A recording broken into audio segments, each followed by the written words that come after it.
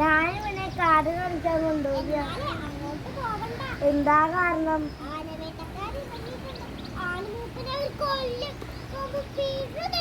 എന്നാൽ തിരിച്ചു നടന്നോ? അല്പദൂരം ചെന്നപ്പോൾ ആനമൂപ്പൻ നിന്നു. മനുഷ്യജൂര, എന്നാൽ നീ ഇവിടെ നിർത്ത്. ഞാനൊന്നും നോക്കിയിട്ട് വരാം. അണ്ണാക്കുഞ്ഞ് മരത്തിന്റെ മുകളിലേക്ക് കയറി 4 പാടും നോക്കി അതിവേഗം ചാടി ഇറങ്ങി. എന്താ കുഞ്ഞേ? മരം വെട്ടിക്കാൻ കുറെ ഇറങ്ങിയിട്ടുണ്ട്. അണ്ണാക്കുഞ്ഞ് ആനച്ചേട്ടന്റെ ചെവിയിൽ പറഞ്ഞു. അവർ മറ്റൊരു വഴിയിൽ കൂടെ കടന്നു.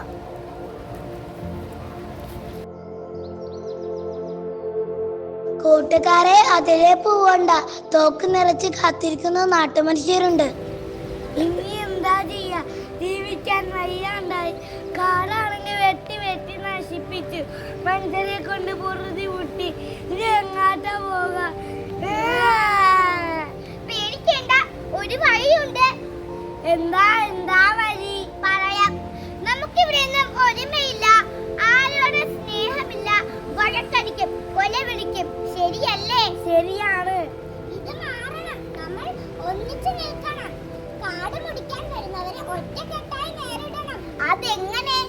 പറയാം. നമ്മളിൽ പല തരക്കാരുണ്ട്. മരം കയറുന്നവരും മാനത്ത് പറക്കുന്നവരും സൂത്രശാലികളും മല്ലന്മാരും. മരം കയറുന്നവരും പറക്കുന്നവരും കാവൽക്കാരാകണം.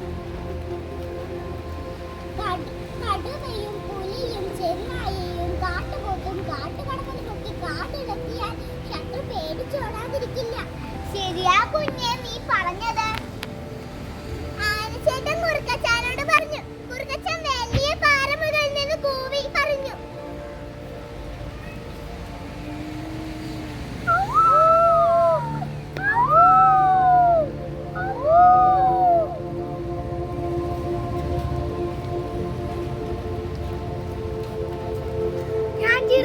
ഞാൻ എല്ലാവരെയും തൊഴിച്ചോടിക്കും. ഞാൻ കടുവ, ഞാൻ എല്ലാരെയും കടിച്ച് കീറും. ഞാൻ കുതിര, എല്ലാരെയും തൊഴിച്ചോടിക്കും. ഞാനൊരു പാവമാണ്. ഞാനും ശത്രുക്കളെ ഓടിക്കാൻ സഹായിക്കാം.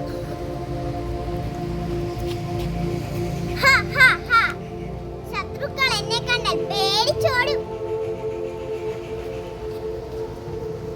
ഞാൻ ചെന്നാൽ ഞാനും ശത്രുക്കളെ ഓടിക്കാൻ സഹായിക്കാം.